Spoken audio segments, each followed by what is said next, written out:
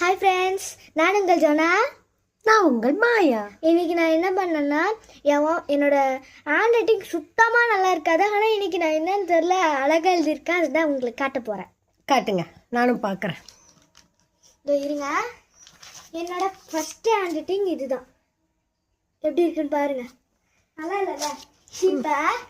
இப்போ நான் ஹோம்ஒர்க் எழுதிட்டு இருக்கேன். இது பாருங்க.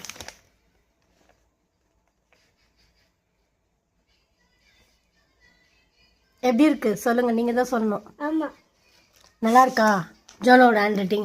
ஜோனா வந்து இப்போல்லாம் டே பை டே வந்து ஹேண்ட் ரைட்டிங் நல்லா இம்ப்ரூவ் பண்ணுறாங்க.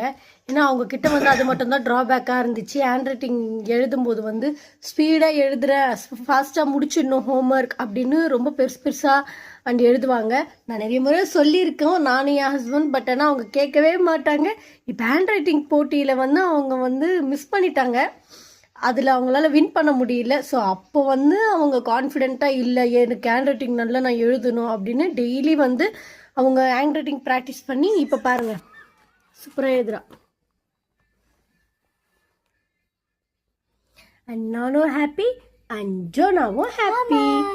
அவள் ஹேண்ட் ரைட்டிங் நல்லா இருந்துச்சுன்னா லைக் பண்ணி சப்போர்ட் பண்ணுங்க. ஆமாம், கமெண்ட்லேயே சொல்லுங்க சூப்பராக இருக்குன்னு. அப்புறம் லைக் பண்ணுங்க, ஷேர் பண்ணுங்க, சப்ஸ்கிரைப் பண்ணுங்க. பாய். பை.